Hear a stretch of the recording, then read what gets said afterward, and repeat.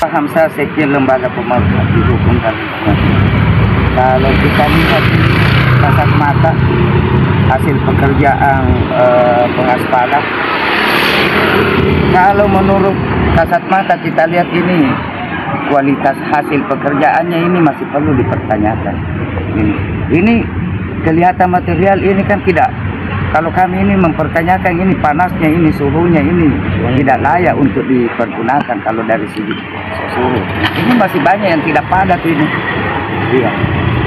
Apalagi dikerjakan dalam waktu kondisi Ya, hujan. artinya presegmennya ini kan tidak sesuai dengan kondisi cuaca.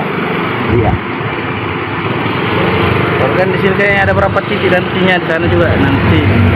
Oh iya, makanya kita mesti lihat di sini di titik pertama ini bagaimana hasil pekerjaannya. Ini masih saya lihat ini mestinya pengawas di lapangan harus benar-benar memperhatikan ini hasil pekerjaan pihak ketiga. Saya kira seperti itu. Kalau ini jalan Andi, jalan di mana ini lokasinya? Jalan Gladio. Gladio. Jalan Gladio ya. Jalan Gladio. Iya. Ini kan banyak masyarakat yang mengeluh terkait adanya kerusakan jalan di mana-mana. Sementara di sini jalan sebenarnya sudah masih layak lah untuk bisa dilewati. Iya.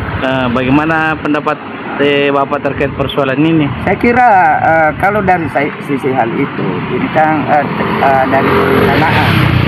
Kalaupun terkait tentang jalan yang ada di tempat lain itu tentunya direncanakan juga. Namun mungkin terkait tentang terrealisasi anggarannya kita ini akhir tahun mungkin yang di lokasi lain itu ya kemungkinan tahun depan akan dilanjut. Lihat kondisi pekerjaan jalan yang dilakukan tadi malam. Jadi begini, kalau metode pelaksanaan yang dikerjakan kemarin malam itu, yang saya sendiri sempat menyaksikan langsung, kalau dalam segi kualitas itu memang sangat diragukan. Kenapa bisa diragukan?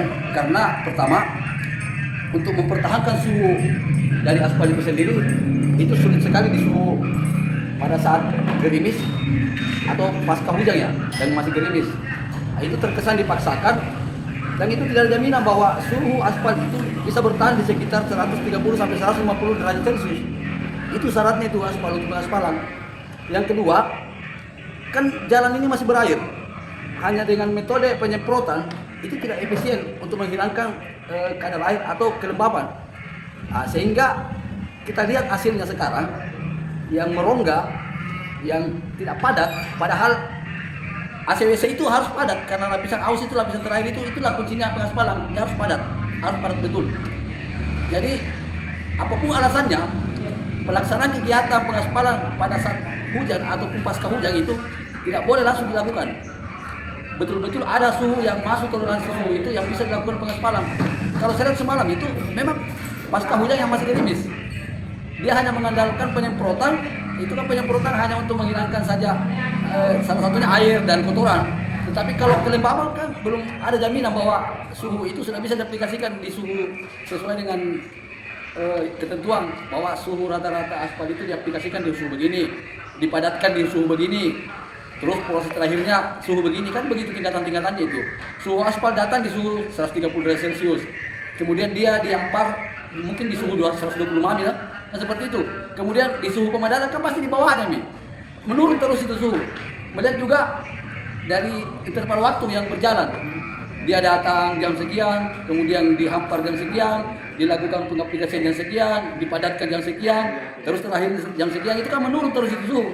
Dan itu tidak ada jaminan bahwa di posisi cuaca yang pasca hujan seperti itu, apalagi gerimis, itu tidak ada lagi, menurut saya tidak sesuai, tidak dibenarkan lagi sebenarnya, artinya terkesannya dipaksakan. Nah, kita melihat hasilnya, ada masyarakat yang mengkritik bahwa kenapa begini untuk aspal. Sebenarnya aspal itu pada prinsipnya bagus, racikannya bagus, agregatnya bagus, semua bagus, tapi pengaplikasian yang tidak tepat menurut saya. Kenapa? Karena faktor cuacanya itu yang terkesan dipaksakan. Jadi masyarakat kalau melihat seperti itu kondisinya, ya mungkin indikatornya seperti itu, awalnya seperti itu. Apa yang menyebabkan terjadi seperti itu? Karena mungkin ada terkesan dipaksakan, padahal masih ada waktu lain. Kita tidak tahu kenapa dipaksakan harus dikerjakan malam itu, kemarin malam. Kenapa tidak menunggu kayak sekarang nggak hujan? No? Kenapa tidak menunggu waktu-waktu yang lagi cuaca bagus? Kita tidak tahu. Yang kedua, kita juga tidak tahu paket apa sebenarnya ini.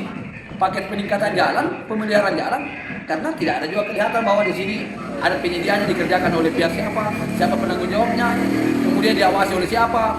Ini pekerjaan apakah dari dinas PU atau dari mana kita tidak tahu juga. Yang intinya anggaran ini kita tidak tahu, tidak ada transparansi.